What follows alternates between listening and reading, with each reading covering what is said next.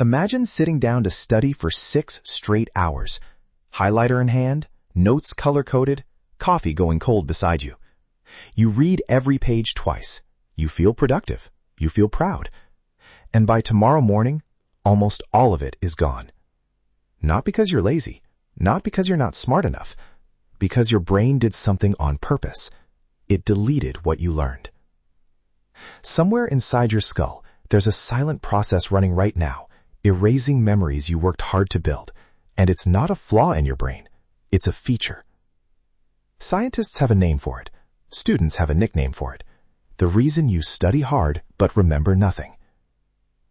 By the end of this video, you'll understand exactly why that happens, and 8 science-backed methods that flip the switch, so your brain starts working with you instead of against you. This isn't about studying longer. It's about studying like your brain was actually designed to learn. Why most people fail at memorization. Here's the uncomfortable truth. Almost everything you were taught about studying is backwards. Rereading notes, highlighting textbooks, cramming the night before a test. These feel like learning. They give you the sensation of progress. But a landmark memory study found that students who reread material rated their confidence sky high, while their actual test scores told a completely different story. The feeling of familiarity tricked their brains into thinking they knew the material, when really they'd just seen it before. That's called the illusion of fluency. Your brain confuses "this looks familiar" with "I understand this." And that illusion is the single biggest reason smart, hardworking people walk into exams and blank out. But the story gets stranger. Because the real enemy isn't how you study, it's something happening every single second after you close the book. Technique 1. The forgetting curve.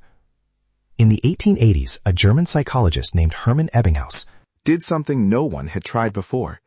He memorized meaningless syllables, nonsense words with no emotional value, and then tested himself over and over, tracking exactly how fast his memory faded. What he discovered still shapes education today. Without review, we forget nearly half of new information within the first hour. Within a single day, more than 2/3 is gone. Within a month, almost none of it remains.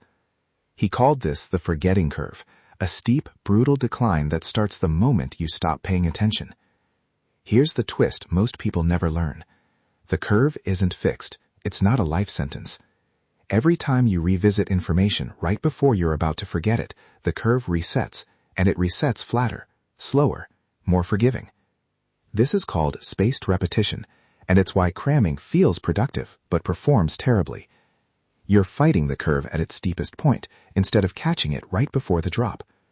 Students who space their review sessions across days instead of cramming in one sitting consistently outperform crammers on long-term recall, even when they spend less total time studying. Less time, better results, because timing matters more than effort. But timing alone isn't enough, because there's a chemical in your brain deciding whether any of this is even worth remembering in the first place. Technique 2. Dopamine and memory. Your brain is not a hard drive. It doesn't save everything equally.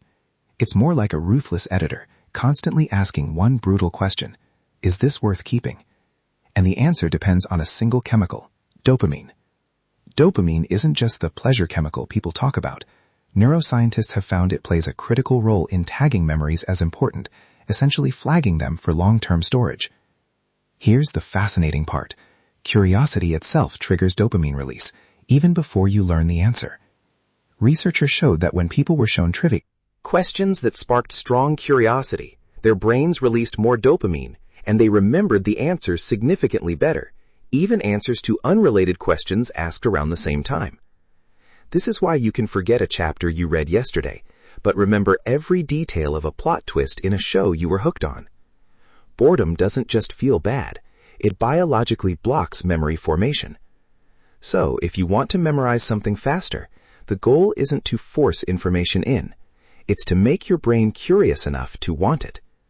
But even a curious, dopamine-charged brain still needs somewhere to put what it learns, and ancient history already solved that problem. Technique 3. The Memory Palace Technique.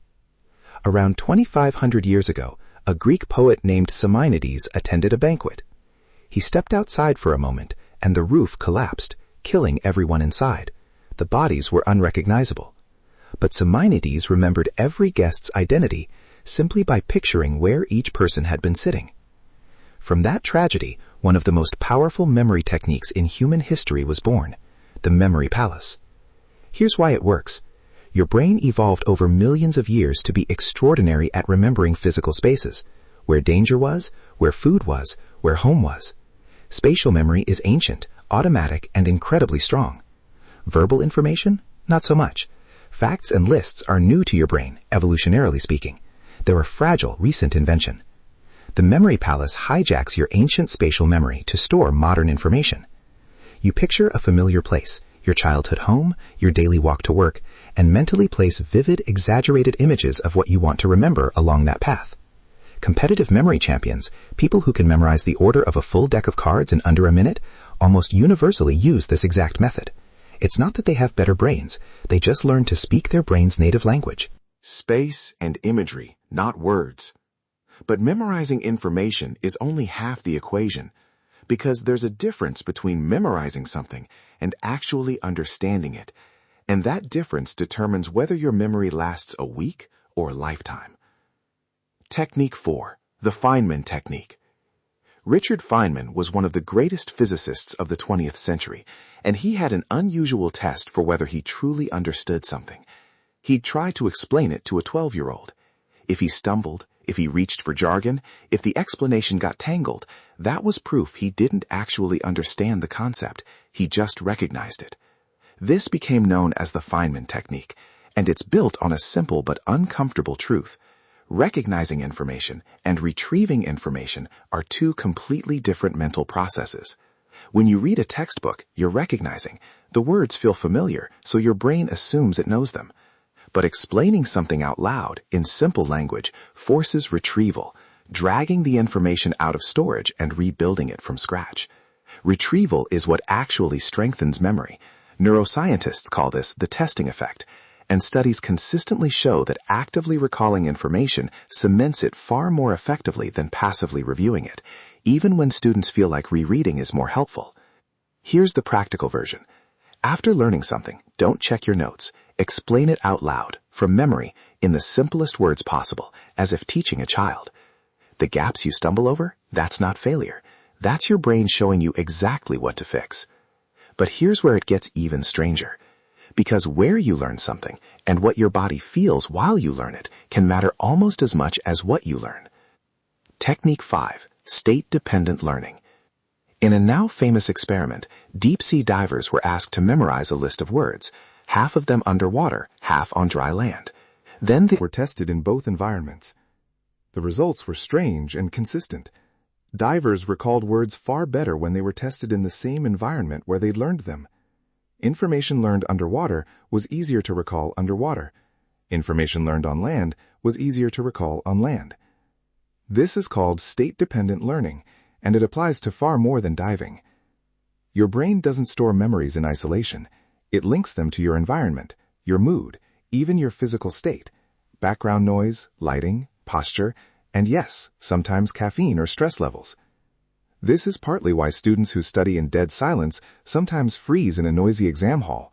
The retrieval cues they built during learning don't match the environment during recall. The practical fix is simple. Try to make your study conditions resemble your test conditions as closely as possible. Similar noise levels, similar posture, similar time of day. Your brain isn't just learning facts, it's learning facts wrapped inside an entire sensory experience. But even with the perfect environment, there's a hard limit to how much your brain can absorb at once, and most people blow straight past it without realizing. Technique 6, the chunking method. In 1956, a psychologist named George Miller published a paper with one of the most famous titles in psychology, The Magical Number 7 ± 2. His research suggested that working memory, the mental scratch pad you use to hold information right now, can only juggle around 7 pieces of information at once. Some later research puts the true number closer to 4. Either way, the takeaway is the same. Your short-term memory has a hard ceiling. Try to remember this number, 194519692001. Difficult, right? 12 random digits. Now try this instead, 1945, 1969, 2001. Same 12 digits, radically easier, because your brain isn't storing 12 pieces of information anymore, it's storing 3. Is chunking, grouping small pieces of information into larger, meaningful units. It's why phone numbers are broken into segments instead of one long string. It's why chess grandmasters can glance at a mid-game board and reconstruct it perfectly, not because they memorize every piece, but because they see familiar patterns, chunks of strategy they've encountered thousands of times before. When you study, don't just memorize isolated facts. Group them, find the pattern connecting them. Turn 10 separate facts into 2 connected ideas. Your brain doesn't want more effort, it wants better structure. But here's a twist most students never expect. The most important part of memorizing anything happens after you've stopped studying completely. Technique 7. Sleep and the glymphatic system. For decades, scientists assumed sleep was simply downtime, your brain idling while your body recovered. Then, in 2013, researchers discovered something that changed neuroscience forever.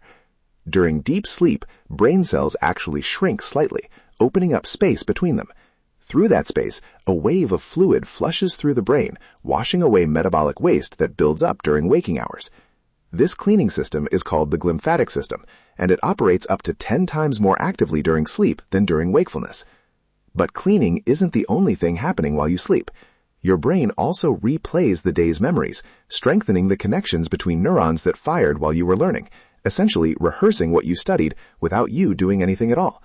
This is why students who pull all-nighters before exams often perform worse, even with more total study hours, than students who study less but sleep fully. You're not just resting when you sleep, you're editing, filing, reinforcing. Skip sleep, and you're not saving time, you're deleting your own progress before it's finished saving. But this raises an uncomfortable question. If sleep, dopamine, spacing, and retrieval all matter this much, why do some students seem to remember everything effortlessly, while others struggle no matter how hard they try? Technique 8. Why toppers forget less. Here's the myth. Top students have naturally superior memories, some rare gift the rest of us missed out on. Here's the reality, based on how memory researchers actually study high performers. Top students don't remember more because their brains are built differently. They remember more because, often without realizing it, they're already doing almost everything covered in this video. They test themselves instead of rereading. They study in short, spaced sessions instead of marathon cramming. They connect new information to things they already understand instead of memorizing it in isolation. They protect their sleep instead of sacrificing it. In other words, they're not smarter. They're following the operating manual for how memory actually works, while everyone else is improvising. And this connects to one final myth, the idea of photographic memory, a mind that captures information perfectly, like a camera, with zero effort. Despite decades of searching, no scientific study has ever conclusively documented a verified case of true photographic memory in an adult. What looks like photographic memory is almost always one of two things: exceptional trained technique, like memory athletes using palaces and chunking, or, in rare cases, unusually vivid, but still imperfect and fallible imagery. There is no shortcut gene, no secret hardware, just a set of techniques, available to anyone, that most people were simply never taught. The smartest students in the room aren't the ones who study the longest. They're not the ones highlighting every sentence, or rereading a chapter for the 4th time, hoping something finally sticks. They're the ones who understood, at some point, that memory isn't about forcing information in. It's about working with a system that's been running inside your skull for hundreds of thousands of years. A system built for curiosity, for spacing, for stories, for sleep.